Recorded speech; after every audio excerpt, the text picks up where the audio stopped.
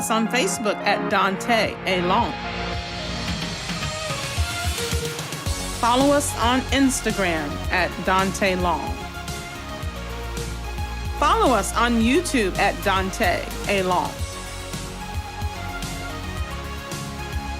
Thank you for tuning in to Longtalk.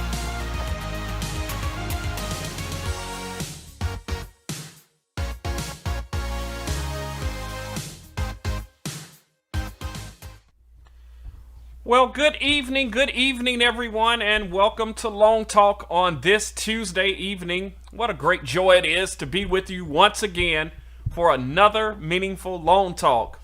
We are so happy to have this opportunity, as always, to come to you and to inform many of you that are watching for the first time that Longtalk is one of the most effective ways to communicate and to be able to dialogue, and that is to simply take the time, because it takes time for us to have meaningful dialogue. And tonight, I'm glad that you're tuned in. So from wherever you're watching, do us a favor and connect with us tonight. You can do so by going to Facebook. And when you're on Facebook, as so many have already done tonight, go ahead and hit that share button, because we're in for a wonderful and meaningful dialogue as always. We've got a special treat for you tonight. So I want you to please do me a favor and go to Facebook, like and share. Also, do your watch party. If you're on Instagram, please follow us there. Twitter, let's keep the conversation going. You know, after the show, many of our show notes are posted there on Twitter. So I want you to follow us there on Twitter. And then for those of you that are watching tonight on YouTube, please, if you have not already done so, please, go ahead and hit that subscribe button. Also, hit that notification bell so that you can stay engaged and up to the minute with Longtalk. And so I would that you would do that for us tonight, and I so greatly appreciate it. Listen, tonight we are in for a treat. We are discussing a subject matter that so many, if not most people, can really relate to, if you will. And tonight we're going to be focusing in on child grieving, the grieving of children, and making sure that we raise this up. We raise this up, and not only just raise it up, but to get many of you to identify when you can see a child that is going through grief and is grieving, and things that you can do to help and enable them to go through the process and make sure that they go through it in a very healthy way. And so tonight our guest is coming to us tonight all the way from Miami, Florida. I hope it's a lot warmer there in Miami tonight than it is here in not so hot Atlanta. But tonight, hailing from the city of Miami, Florida, we have a woman who has written a book entitled I Miss My Dad, dealing with children who are grieving and have gone through the grief process. Tonight, not only is she the author, but she's a travel agent. If you need to get to Miami tonight or get to any other place in the world, she can help you. And she can help you also because she's an esthetician. She helps many with all type of skin-related issues. If you go on her page, you'll see what she does for brothers who are in need of a little more attention up top. But no matter what your issue is tonight, she is a single mother. She's also one who is very active in making sure that she brings resolve to many that face issues in life. And so tonight, without any further ado, friends, Longtalk audience, I need you to gather around. Go get the kids. Please, go get the kids. Go get your nieces and your nephews. And we're getting ready to have a long talk that we will certainly benefit from. So tonight from Miami, Florida, Longtalk audience and family, please help me welcome Miss Tanisha Radcliffe. Good evening. How are you? Good in yourself. How are you doing this evening? All right. Good. How's that weather down in Miami tonight? It's windy. Oh, it is a little windy. It is, and it's cool. It feels good. It's cool. Man, here in Atlanta, it's not so hot right now. This isn't hot Atlanta, not tonight. It's cold outside, right? It's very cold. Yeah, it's a little chilly, but I don't think it's anything near. But But tonight we're happy to have you with us, and just overjoyed that you've taken the time to sit down and to talk to us, and just happy that you have written a book that deals with the title "I Miss My Dad." And I just want to go ahead, Tanisha, and before we get into that, just tell our Long Talk audience tonight exactly who is Tanisha Radcliffe. um, I'm an educator. I'm now an author.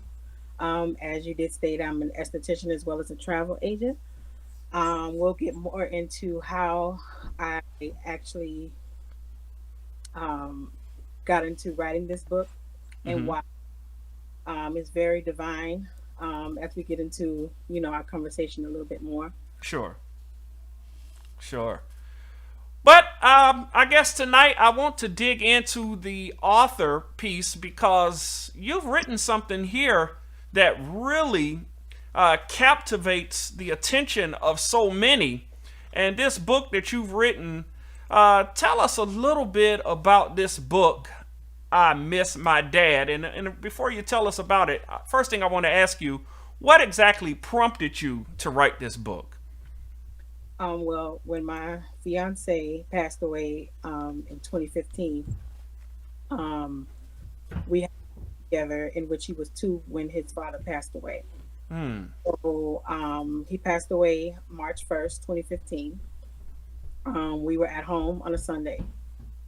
Hmm. Woke up, we ate breakfast.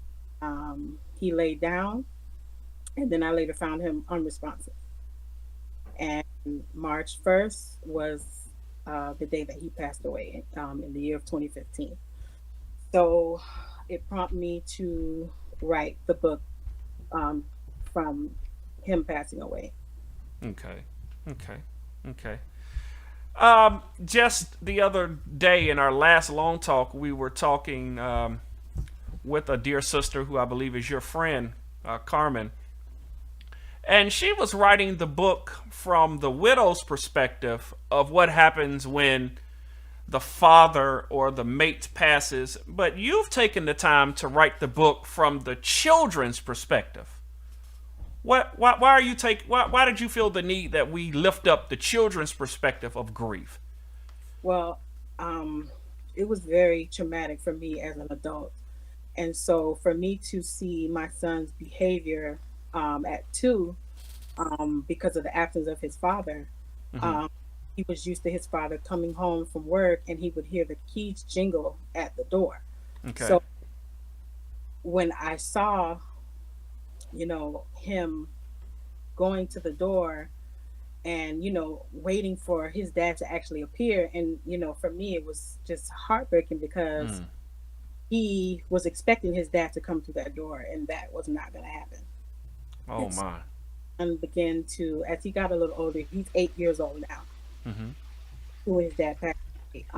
And I noticed a lot of separation anxiety that my son was dealing with. He had issues with people leaving.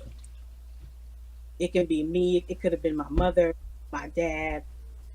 He just had issues with people leaving it, and he just never wanted anybody to leave his site. So from that point is when I said, here I am grieving as an adult, and as hard as it may be, I need to check on my son to Mm. see, what it is that he's feeling. Sure. And so I started to, have conversations with him, and he would be asking for his father. And death is like the hardest thing for many of us because it's permanent, Yeah. So with him asking all the time, angry, it would make me sad. It was just so many emotions that I couldn't even understand. So I just could imagine, how he felt. So it just prompted me to get more into, well, let me make sure my son is okay. Let me see what I need to do to maybe further his development, Mm-hmm. moving forward. Mm. And I know for so many that as I have never really considered, if I can be transparent, because so many of us only are concerned about how we feel out of the situation, right? I'm hurt, I'm upset, I'm torn, I'm devastated, I can't go on, I'm depressed. Yes. But when, as you said, I began to just turn my head and just notice that my 2-year old was not the same. Right. So you noticed he wasn't the same. You noticed that he was suffering with anxiety. You noticed that he did not want anybody to move or to go. And To leave.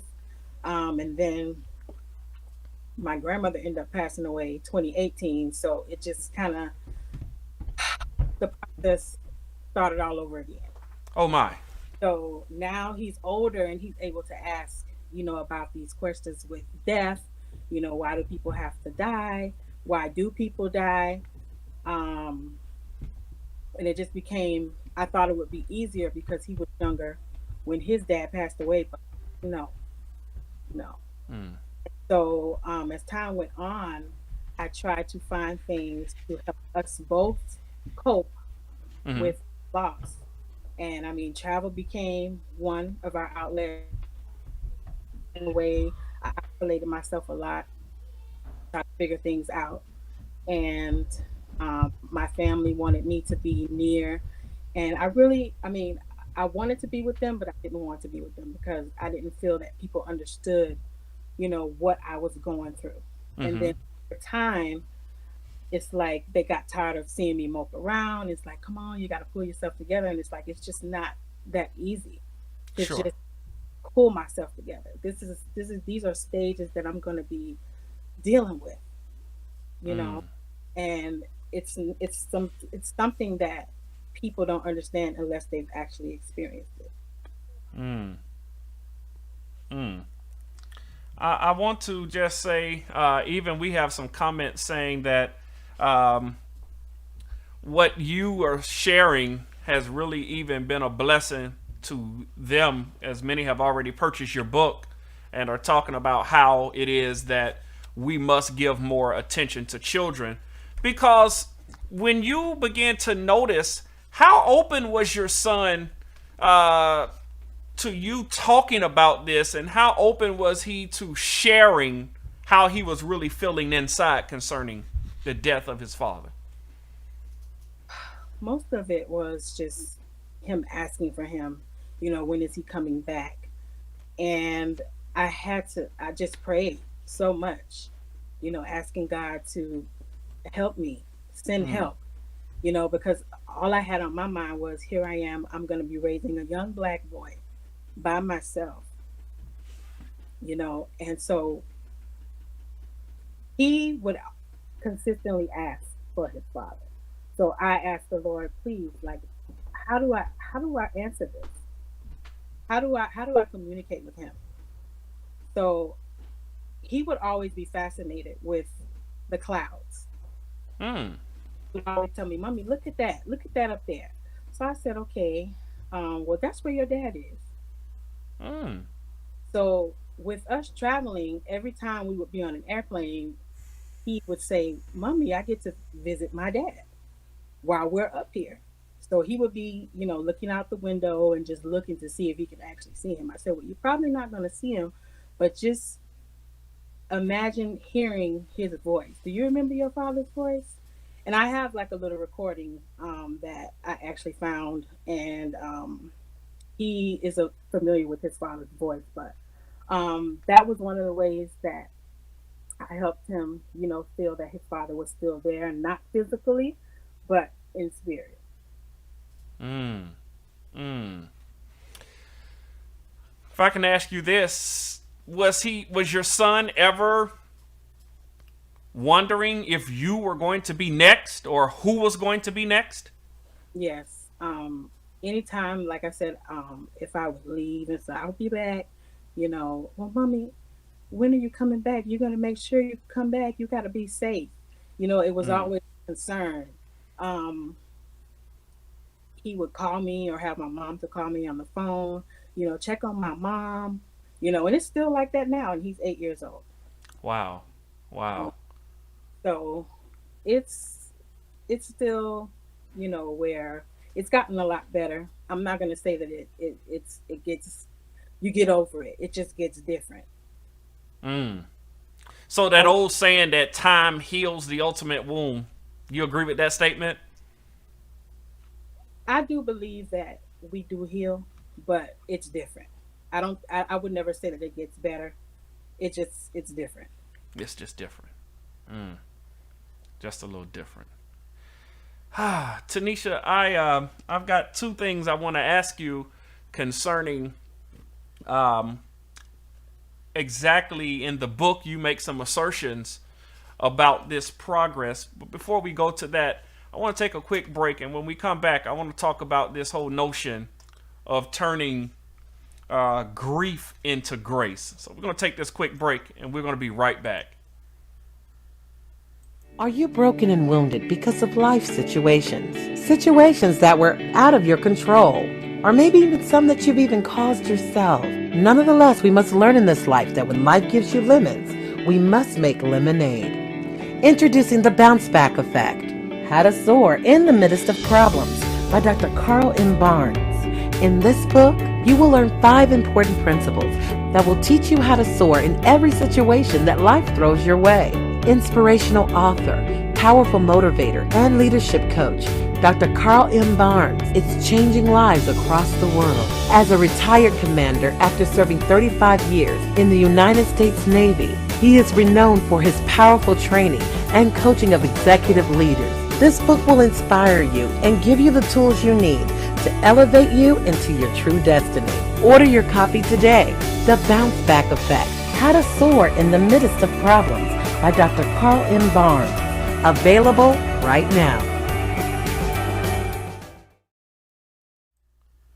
We're back tonight as we are talking about childhood grief, and our guest tonight, Miss Tanisha Radcliffe, that's just been talking to us about this whole notion of childhood grief. And you were sharing your story right before the break about how it is that all of the children really respond differently, and how you noticed that your son had really began to just uh, suffer with anxiety. But I noticed in the book you lifted up that there is a responsibility for even those of us who are parents and our children. You slip this into the book where you talk about there's a notion where we can move, as you wrote, from grace to grief. Talk to me about what you mean by that. From grief to grace. Or Okay. grief to grace. Excuse me, I said it wrong. Forgive me. Grief to grace. So, okay. Um, I'm going to go into what prompted me to actually write this book. Sure. And I struggled with this because I was like, Lord, I ain't trying to write no book. I want to write a book. I don't want to talk about this. Okay, Sure. but talking about it has helped me. Mm-hmm. And um, so a few days after my son's father passed away, we were sitting out at the cemetery. And I was just sitting there on the grass. My son was running around playing with the windmill. Mm-hmm. And it started to rain a little bit. And I just cried because I hadn't let it out. I Okay. had like I really needed to, because I felt like I had to stop crying every time my son came around. Okay. So my time would be in the shower to cry. My time would be while I'm washing dishes to cry. Mm-hmm. Um, but I never really was able to really grieve because I didn't want my son to see me that way. And so this particular day at the cemetery, it started to rain, and my son just kept running with the windmill. And I cried and I cried. And that day I said, Lord, you said that you would never leave or forsake me. Mm-hmm. Like, what is going on? what is happening? Like, what am I supposed to do? Yeah. And so it stopped raining and a rainbow appeared. Wow. I thought back to Genesis and the part where he spoke about the rainbow and his promises. Mm. So from there, that's when he put it on my heart to actually write this book. And I'm like, how am I going to help people when I'm broken? How am I going to help anybody when I feel like I need help? Sure. So I ended up finding an illustrator. She couldn't quite grasp my vision. So I ended up finding someone else. She was based in Virginia, and me and her started to conversate. I sent her all the manuscript and pictures of myself and my son and his father. And this young lady put everything together. Like, it was just divine. Wow. Action was divine. And I told her, the deadline that I had for this book to be released. And I actually wanted to release it in October of 2019. Mm-hmm. And work it out. So she later had told me that she was expecting. And I said, oh. And I said, well, congratulations. And something told me to ask her what the due date was. And the due date happened to be my son's father's birthday. Wow. Which I had the same due date, which is October 12th, which is his father's birthday. So we both had the actual same due date. So from there, I was just like, okay, Lord, this is not a coincidence. Okay. So from there, we got this book done within the time. I got my rough copy on October 7th of 2019. Mm-hmm. And I just looked at it and I looked through the book and I was just like, Lord, I did it. And I felt like it was my duty, because if I hadn't been obedient, who knows, but I struggled with it. I was in and out with doing this book, but it was something that God put on my heart. And I said, I have to be obedient and do this. So October 7th, 2019, I got the rough copy of the book. And then November 11th Mm-hmm. is when I got my final copies of the book. Okay. So again, and I'm a person with numbers, number 7 especially. Mm-hmm. When I was born, I was 7 pounds 11 ounces. So on the 7th day of October is when I got the rough copy. November 11th is when I received my final copies. So this was kind of like a rebirth of myself, Wow. Wow. because how is it that this woman is due on the same date as my son's father's birthday, as well as mine, but I ended up having my son a week before on October 2nd. So all of this stuff was just lining up, and I was like, this is so intentional. God is so intentional. Sure. And so from there, I later found out that November was Children's Grief Awareness Month. So Okay. we're just lining up, and I said, this is all divine. Like, there's no way. And then also, all this helped me to have a better relationship with the Lord. I felt like all of this happened for me to have a better relationship with Him, make room, and that's exactly what happened. Wow. Wow. So with all of this perfect alignment that you have seen transpire with getting this book out, you've now gotten this book out, and what are you really trying to convey to the audience at large about this book, I Miss My Dad? What are you really trying to convey? Well, really just, in a time of grievance, like I said, a lot of us forget about the children, if there are children involved. And really just spread more children's awareness, grief awareness at that, because we tend to forget about the children. We're too busy. We're so busy grieving and we don't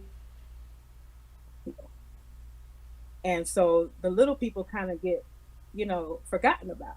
Sure. So it's imperative that I feel, we have to see about them. I mean, I'm an educator as well. So there were a few children at the school that I work who had lost parents. And during the time that I had came out with the book, I ended up speaking to the school counselor, and she ended up getting a copy to keep in her office.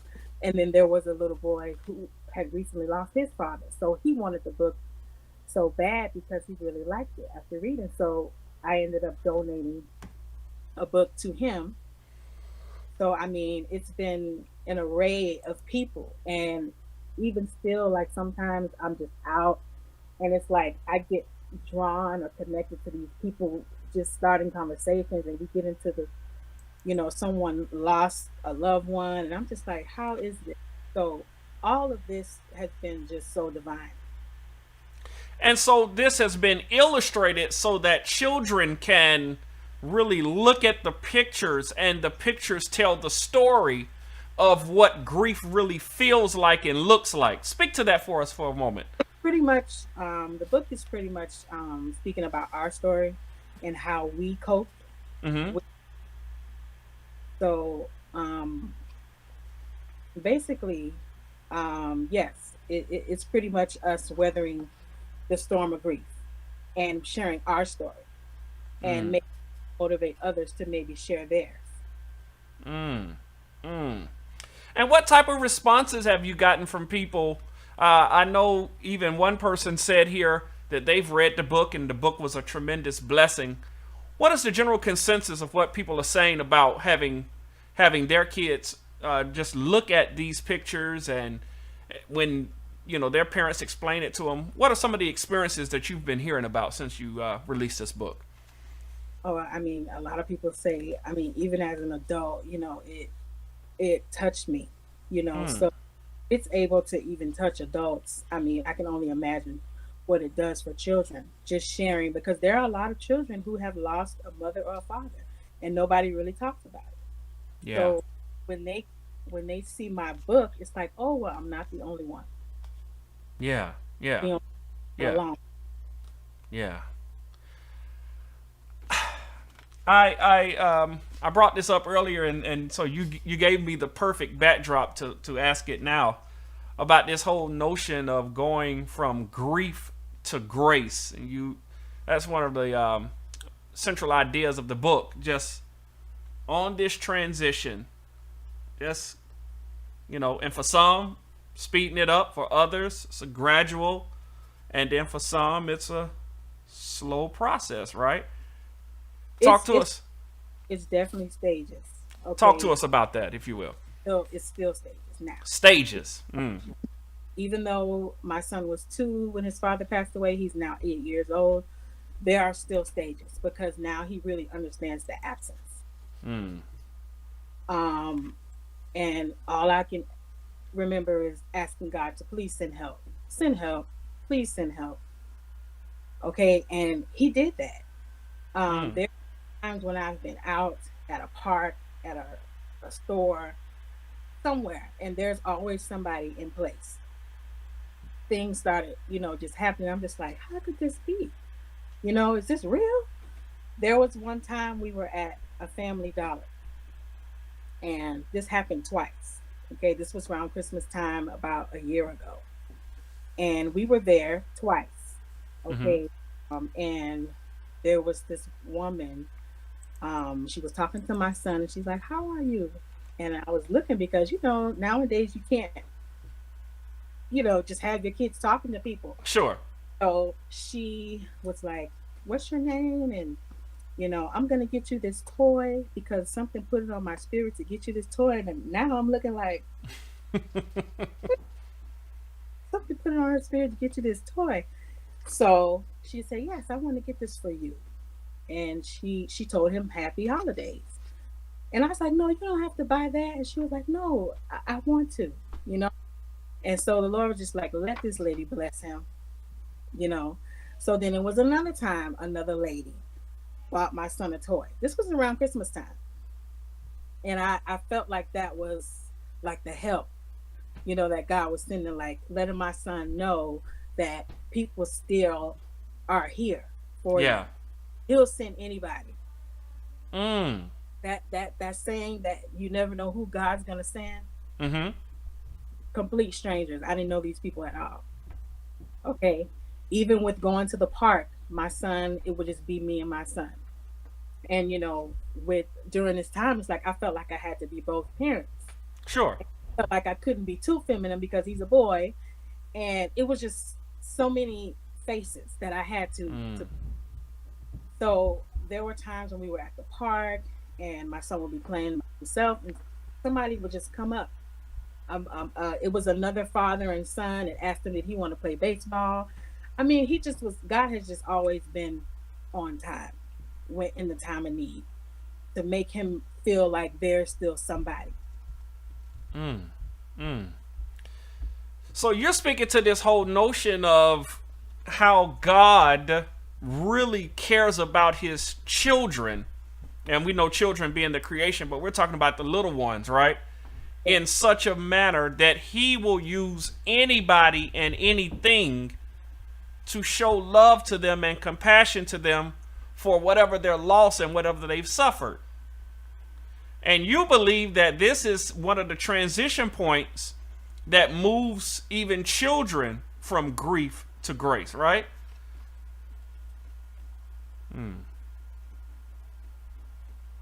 Oof.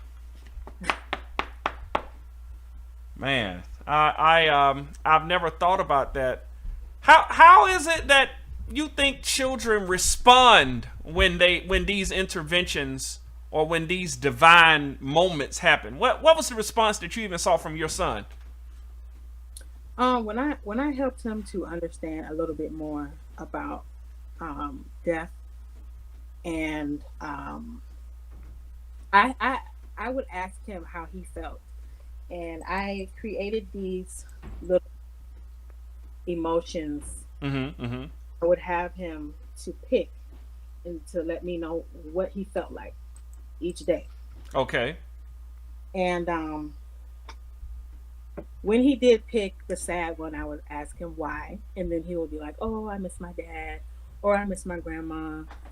Oh, I wish I can do this, or I wish he can see me, doing this, or things of that sort." So I think as a parent or a grandmother or aunt, or some kids are left to being raised by someone. Mm-hmm. Just try communicating with them more and asking them questions, because, like I said, we tend to forget about them. Yeah. How are you today?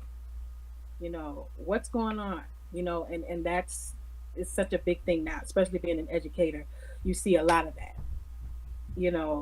Educators are like parents. We're the nurse. We're everything. Yeah. So it definitely is something that is looked over a lot when it comes to the kids and their feelings.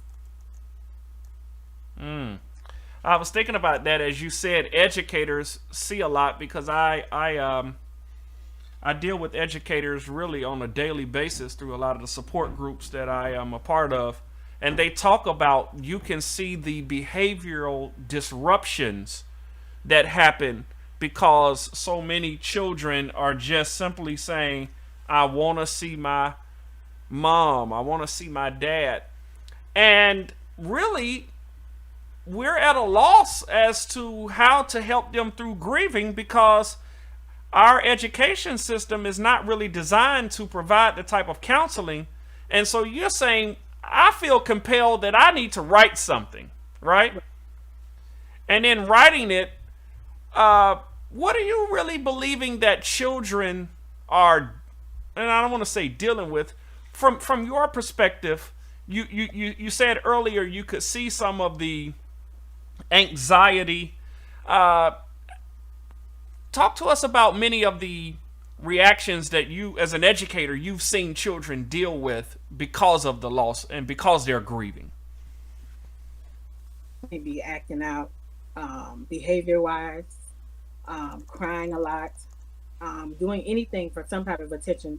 And sometimes we just have to stop and say, okay, let's get to the root of why this child is acting this way. And most kids will open up to adults who they feel comfortable with. Yeah.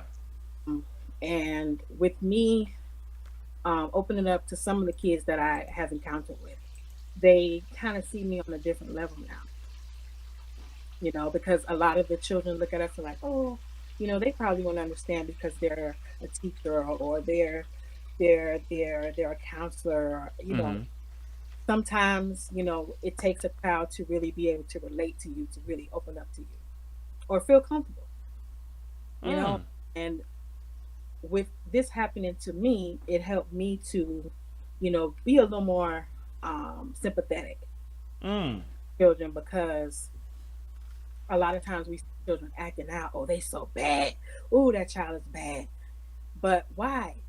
Nobody really tries to see why. Yeah. And once you sit down with them and find out what they're going through or what they may have going on at home, that's when you may see a change with them, because now finally somebody's saying, what's wrong with me, instead of, oh, I'm so bad, or I'm this, or I'm that. So it's just taking out the time, and then your mindset really just has to be open. You have to have an open mind, because a lot of us can tend to be very judgmental. And when we're being judgmental, what are we really doing to our kids when we're being so judgmental and not really seeing what they're going through? Well, you're making an assumption, because instead of you just, a lot of us have communication issues. Okay. Really communicate like we should. And we just make assumptions instead of really just sitting down, taking out the time to really sit down and talk to your children. Yeah. How important is it? And I know that's somewhat rhetorical, but how important do you believe it is for us to sit down and talk to our children? It's imperative. Imperative? Yeah. It's imperative, like we all need to practice preventative care. Okay? Yeah. Talk to me a little bit about that. Preventative care. Preventative care. Oh, God. Ooh. Okay. Listen, Tanisha, because everybody doesn't know exactly what you mean about preventative care. That may be striking to somebody, like, what in the world is she talking about, preventative care? Tell us. Preventative care, self-care, preventative care. A lot of us don't go and get checked out at the doctors. Sure. We don't, until something is fatally wrong. Okay? That's what I mean by preventative care. And a lot of us, a lot of the Black men, really just think about working and forget about, just being home with family. And half of the time they don't know what's actually going on. Yeah. They work themselves to death. So preventative care, yes, a lot of people do not practice that. Seeing about themselves, seeing about you. And it's more than just going to get your hair done. It's more than just going to get a haircut. It's more than getting your nails done. Okay, preventative care is taking care of you mentally, physically, emotionally. And a lot of us lack, seeing about our mental health, our mental clarity. Yeah, I agree. And I think that's one of the reasons why we wanted to lift this issue up about childhood grief, because many of us don't even know what's going on with our kids. We're just like, man, they just bad, or they got an anger issue, or they're stubborn. We put these labels on our kids, and we really don't know, could it really be that they are grieving because they've lost, just like we've lost? And cannot talk to anybody because they think that somebody like me, tough up, son, come on, be a man. Come on, be a man. Or somebody like you, oh, baby, ain't nothing wrong. Just go back over there and play, right? And so many times we don't want to be bothered, again, as I said earlier. But you're saying tonight, we need to take the necessary time to have a long talk with our children to make sure that we understand how they are processing. And you believe that once we have that conversation, you said it in the book, that we can move from grief to grace. Yes. My goodness. My goodness. I'm looking at some of these comments that are coming in on Facebook and Instagram. People are talking, saying that they, just like you, didn't want to let their kids see them cry. How do you think that's a disservice when we don't let our kids see our true emotions? It can be, because we kind of probably give them a signal as to you shouldn't show emotion. Okay. Especially with me having a boy, growing up, they would say that boys shouldn't cry. Yeah. Which is not true. And I think that's why a lot of these boys grow into men with these type of, mindsets like, oh, I can't cry. Oh, I can't do this. No, it's an emotion, and everybody has it. Mm-hmm. I don't teach my son not to cry. I tell him, yes, it's okay to cry. It's okay to cry. It's not a form of weakness. Yeah. It's okay to cry. But I didn't do it because I didn't want him to see me in that state, because I was very traumatized as to what had taken place. My goodness. My goodness. And I ended up moving in with my mother after he passed away. And so I too suffered with anxiety, with making sure, my son was still breathing when he went to sleep. Even I would check on my mother to make sure that she's still breathing, because of what took place that day. Yeah. Yeah. That I don't think I would ever get over that. I walk through the house to make sure everybody's good before I go lay down. Sure.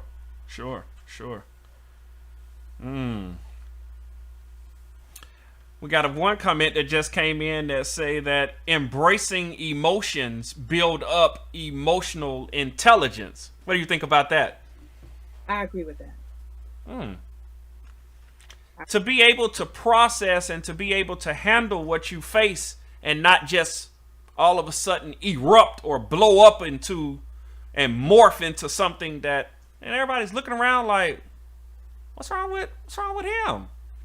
Something wrong with that little boy. Something wrong with that little girl, right? Yeah. Growing up in the Black community, we were always taught to sweep things under the rug. Oh, he'll grow out of it. Oh, they'll grow out of it. But they don't. They end up growing into adulthood with those same tendencies. Yeah. And then they on to their children and so on. So it never gets resolved. Just like a lot of family issues don't get resolved because it never gets touched on. I agree. And then we can see so many of our little kids now all falling into the same type of mindset. Just angry. Ask them, and again, so many of us are always wondering, why are these kids so angry? And you're saying it's simply because they're just grieving. They could be grieving. I mean, we don't know what occurs on their way to while they're at home. Yeah. I agree. I certainly agree. And I'm just here tonight, and I'm thankful that you're here tonight, because you're just lifting this up enough to say, listen, let's look at it from a different perspective. Let's ask Junior. Let's ask baby girl, are you okay? And let's just talk, and let's just make sure that when we're talking, we're listening, right? We're listening. We want to make sure that we understand what they're going through. And I like the fact that you said, I'm just not going to put words on a book. I'm going to illustrate this, because maybe someone can identify with what they see in a picture, and that can help them move from their grief to a moment of grace, right? Tanisha, I am just grateful that you've taken the time to write this book, and I'm appreciative. And the reason why I say I'm appreciative is because so many times our kids don't have an outlet. We don't have an outlet. And if we be honest, we know that they don't have an outlet. And we will say to them, well, you'll get over it. At some point, it'll get better. And the truth is, they need that support. I want you, before we leave, to talk to somebody who may have their children watching this. They've pulled them to the side as we asked them to do. They're in front watching this on the big screen. The family's gathered around, and I want you just to talk to them and tell them exactly what it is they should look out for, what they can do, and how it is they can ultimately help that child go from grief to grace. Go for it, Tanisha. First, take out time to at least communicate. A lot of us are just going and going nowadays, working, and our phones have become part of our lives. We never put the phones down. We have to get back to family first, and which is why a lot of our children are just all over the place, and it's because the parents are all over the place. We have to take out time. We can make time for a lot of things, but we make excuses when it comes to our responsibility, and our children are our responsibility. Okay, so I say, communicate more, talk more, put your phones down. See what's going on in the house that you live in. Okay, a lot of us live in our homes and we don't know what's going on. We don't know what's going on with each other or anything because the communication is not there. So I believe, taking out the time, communication is like one of the biggest things that I feel that we're lacking.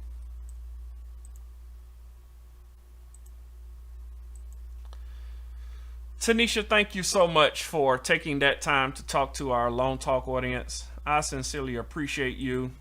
I want to say to everybody who's been watching tonight, I want you to take just a moment, and Tanisha did not deal a lot with this on purpose because I think that her book is something that you have to experience in its entirety and in the true essence.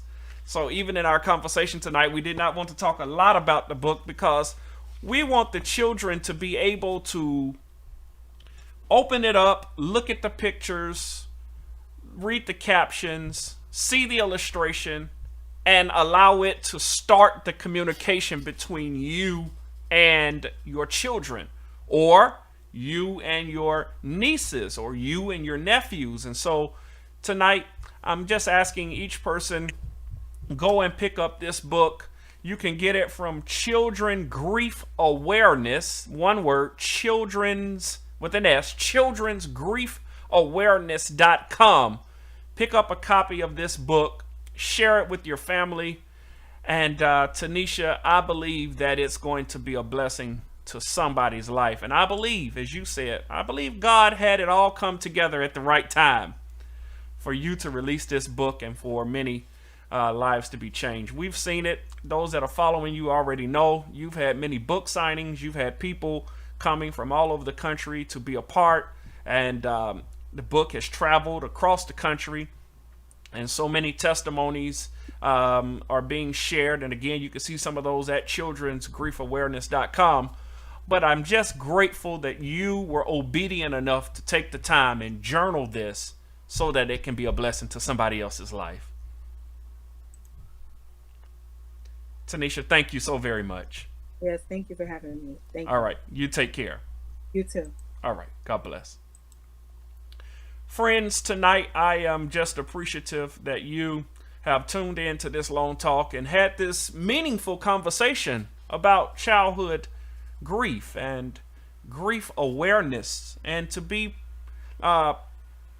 just mindful of this as you begin to see children displaying emotions and actions that may seem non-typical. Why is my child so angry? Why is it that my nephew or my niece is so distant and so standoffish and not wanting to be bothered? Could it be that the loss of their mother or their father, or perhaps any other person meaningful in their life, has drove them to these places of unhealthy behavior? And so tonight, we're taking this time to make sure that you and I are always alert enough to have the meaningful dialogue, to converse about it, and to make sure that we provide as many resources. And so if you need to pick up a copy of that book, pick that book up and just go through many of the emotions that are expressed. Have that conversation. Sit down. As she said tonight, we can no longer just run with our phones and our mobile devices and just seclude ourselves into the matter in which we are only interested in. We must sit down with our family members. We've got to talk to our sons. Dad, talk to your son. Mom, talk to your daughter. Dad, talk to your daughter. Mom, talk to your son. Whatever the family dynamic is, because we wish to raise healthy children, and we don't want any of our children going down the wrong path. If only we were there to save them with the necessary resource of just one long talk, one effective communication dialogue. All right, let's do that. I'm grateful for you taking the time to chat with us tonight. And as always, please, I don't want to close this show without giving you the invitation. Many are watching and saying, I want to hear more Long Talks like this. And so I want you to connect with us. I want you to go to Facebook, hit that like, hit that share button. Tonight, I ask you to hit the share button because you know some parents that have children that are suffering loss, and they're grieving. And this is a great resource to help them. All right. And so please do me a favor and connect with us, whether it's on Facebook and or Instagram or Twitter or YouTube, all of them. You can find them at Daunta Long. It's there on the screen, Daunta Long. Just connect with us, all right? We've got so many Long Talks and so many notes and just a whole library now. We've been at this for nearly 1 year now, coming up on our 1 year anniversary. And we hope that over this last year, we've provided meaningful dialogue and just healthy conversations to really help us all, because these are trying times. We're still amidst a pandemic and a plague, but we must have effective communication. And that's our purpose tonight. All right. Thank you so much for watching. We'll see you again on Thursday night. Join us here again Thursday night. We'll be right back here for another meaningful Long Talk. God bless. Follow us on Facebook at Daunta Long. Follow us on Instagram at Daunta Long. Follow us on YouTube at Daunta Long. Thank you for tuning in to Long Talk.